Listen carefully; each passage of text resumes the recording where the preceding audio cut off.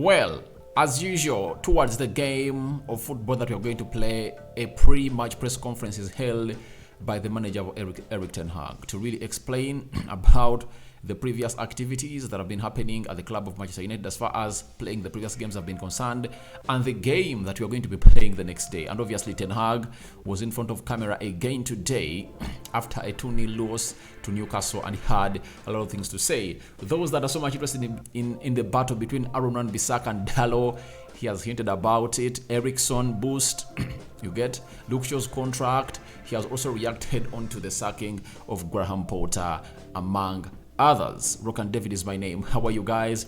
And where are you watching us from? I go by the names of Rock and David. Smash the like button, comment and share. If you're watching us for the very first time, endeavor to subscribe to this channel so as not to miss out on stories that we do upload in here on a daily. Now, let's start it off on what Ten Hag was asked first. Sorry about that. He was asked on the concerns of lack of Premier League wins. He said, we played 60 minutes against Southampton with 10 men. We beat Fulham.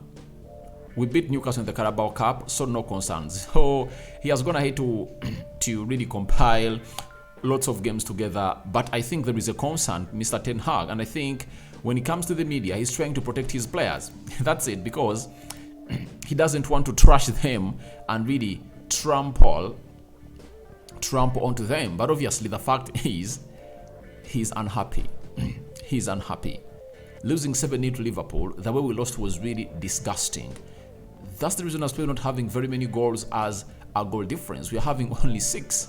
So he knows exactly what United should be all about, and he's trying to protect the players in front of media. But back in the dressing room and Carrington, he is really a man who is really unhappy. That's it. So I think he said that because he knew what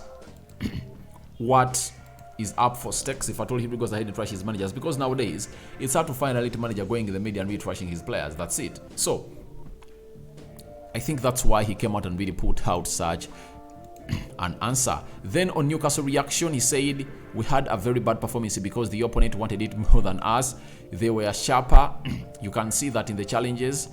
We won only 16 from 61 challenges in offenses, and in defense the opponents beat us 48 from 78 challenges. So trust me, it's the game that I saw that none of the halves were really balanced. All the halves went to Newcastle. We lost the battles in all of the halves. In the second half, they would have been 2 or 3 goals up if it was not the brilliant saves that David De Gea made and the lack of composure for Newcastle in front of goal. Would have found ourselves 3 goals down ahead of the second half. So I think the players of United should lift themselves up and really put themselves in the levels of really winning, because tomorrow we are playing at Old Trafford. I know the crowd is going to be rocking, but Leeds came there in the first 1 minute. They had really gotten their first goal. So the same applies to Leicester and very many other teams, even Southampton. We tend to start off games slowly, things that you wouldn't be so much interested in as far as this game of football is concerned, because we need to win this game. We need to win this game to consolidate our third spot, because Spurs are 4th, but they've played 2 more games than us. That's it. So if we win on Wednesday, that is tomorrow, we go on to the 4th spot or 3rd spot, depending on the result that Newcastle is going to get when they're playing away against West Ham. That is it. Now on the absentees in the midfield, remember Casemiro is away. Eriksen is not yet back, though he's back in training today. Donny van Beek, he said 2 quality players. The midfield department, games will always be decided in the midfield. When you miss 2 quality players, it's clear, but you have a squad. If you don't have them, you still have to win. And I think this should be like music to ears onto Manchester United fans. I think Ten Hag knows the importance of not having a backup for Casemiro. For Eriksen, I think Sabitzer can get the job done.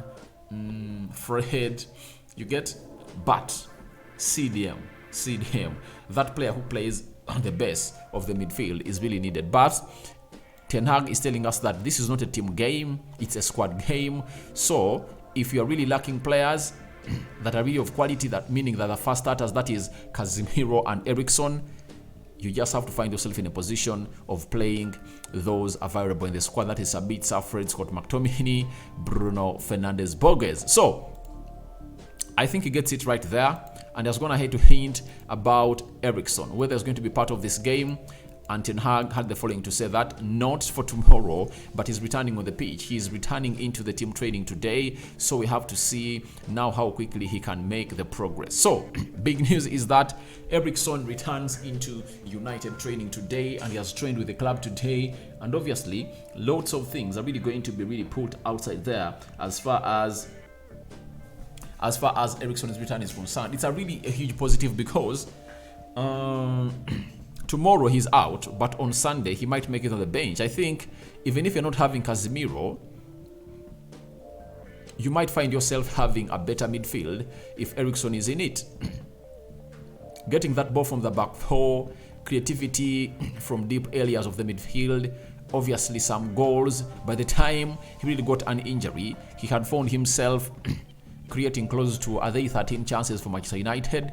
Those were assists on him, meaning that if you're not having Eriksen, you are missing out onto such stuff. And it's good for him to return, and it's a very huge boost for Manchester United in such a sense that Casemiro is away.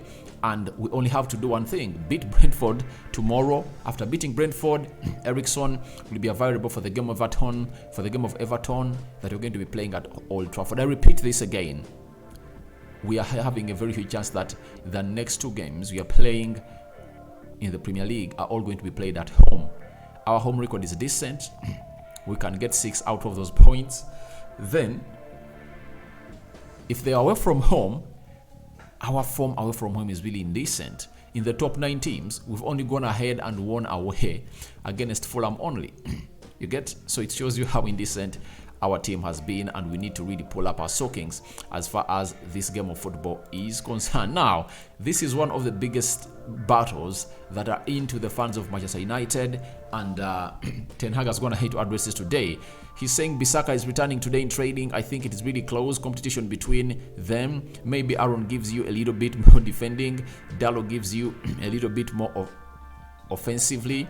I have to say they have both made progress in both areas.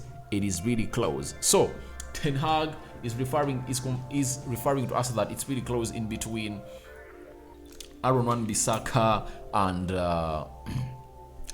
Dalot. I know most of you have been saying he shouldn't be playing Dalot, he should be playing Bissaka, but he's telling us the truth that both of them have really made improvement. Dalot had some looseness in his defending, but he's improving. And Aaron Bissaka had some looseness in his offensive game, but he's making progress. And he never made it to the bench of Manchester United versus Newcastle, and he's back. More probably, we want to see whether the manager is going to bring him on or not, but that's going to stay into his plan of the game. But to me, I believe we are blessed to be having 2 of these players, and them competing together is really great.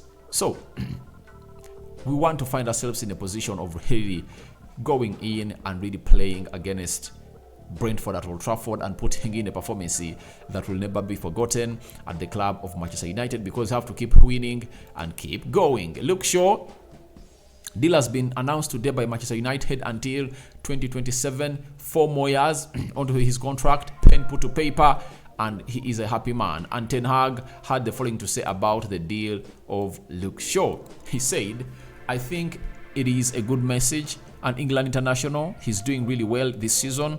He's a modern left full back, but can also play other positions. He matches the standards we want to have. What a compliment from Erik Ten Hag that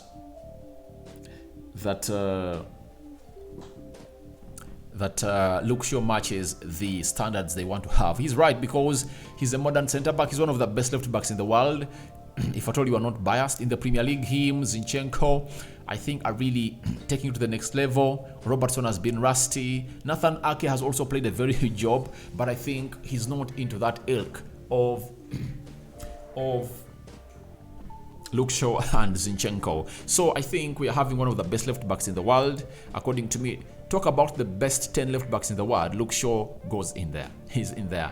He has a couple of assists, a couple of goals this season, and his presence has really brought him to those levels of being talked about as a modern full centre back. And obviously a contract has been running. Remember, his contract was going to run out in the summer of 2024. He triggered his contract, his 1 year optional year. He triggered his optional year in January, and obviously alongside Rashford, Fred, and Diego Dalot. For David De Gea, they didn't trigger it because they wanted him to take a pay cut of his salary. So that's Luke Shaw for you, and Ten Hag has really defined him as one of the best left backs in there for you, and is modern. Now, let's go to Erik Ten Hag reacting onto the sacking of Graham Potter. He had the following to say: "You never get time, you have to get the results. Top football is about results. That's the game. You have to work onto your progress and find a balance." So he's right, because I've never seen a media bias like that of England. Erik Ten Hag, 2 games into the season, losing to Brentford, losing to Brighton 2-1, losing to Brentford 4-0. They're already calling for his head to be sacked. You get?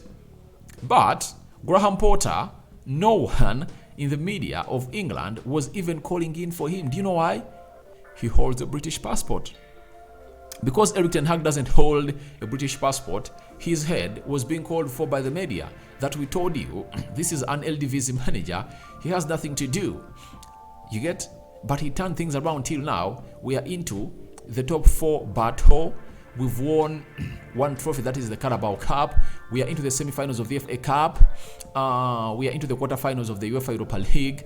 And everyone is asking himself, how has Erik Ten Hag managed to do that with just a limited squad? Because we are having a bloated squad, but with limited quality.